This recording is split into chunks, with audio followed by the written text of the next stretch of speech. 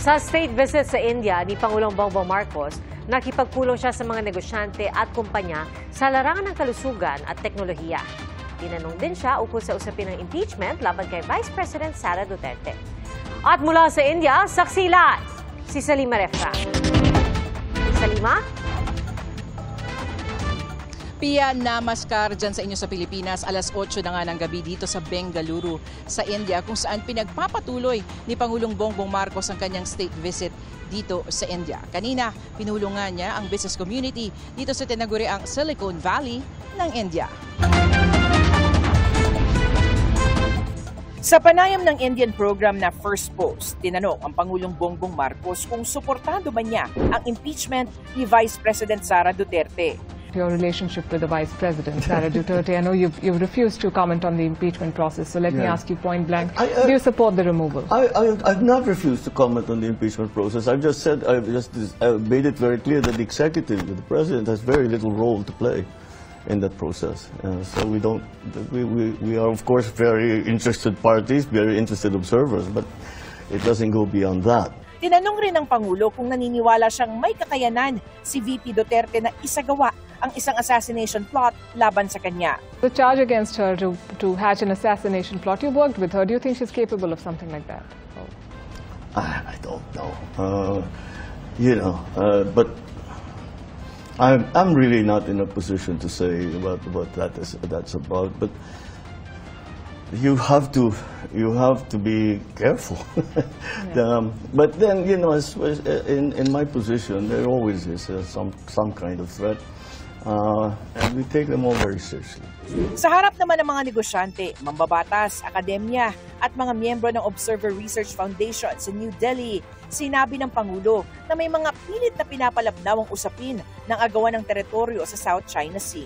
The complex issue of competing claims in the South China Sea has for years been unfortunately and simplistically reduced to the South China Sea disputes, as if claims were all equal. They are not. Walang tinukoy na bansa o personalidad ng Pangulo, pero gumagamit raw ito ng maling impormasyon at nagpapalaganap ng sariling naratibo. Ayon pa sa Pangulo, kailangan raw naaayon ang mga claim o pag-aangking ito sa itinakda ng international law, tulad na lang ng sa UNCLOS at sa 2016 arbitral ruling. Such misinformation or inaccurate narratives distract us from calling out illegal and unlawful actions for what they are. Violations of international law. There are those who seek to discredit international legal procedures and dismiss binding rulings to cloak opaque claims with a semblance of legitimacy. Malaki ang maiaambag ng ugnayan ng Pilipinas at India rito. Bago tumulak pa India, nagtapos ang Joint Maritime Cooperation Drills ng Pilipinas at India sa West Philippine Sea at South China Sea.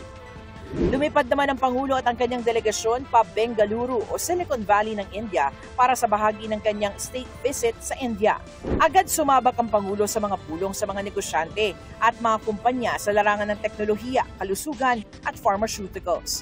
Samantala, humarap rin ang Pangulo at ilang miyembro ng kanyang gabinete sa Philippines-India Business Forum.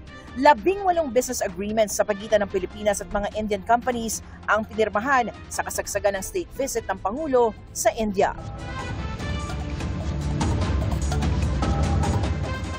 Pia, sa mga oras nga na ito ay dumadalo ang Pangulo sa isang pulong kasama ang gobernador ng Karnataka. Ito yung estadong nakakasakop dito sa Bengaluru. Agad yang susundan ng isang dinner banquet na inihanda para sa kanya.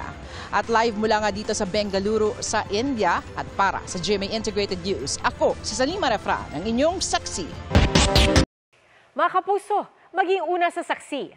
Mag-subscribe sa GMA Integrated News sa YouTube para sa iba't ibang balita.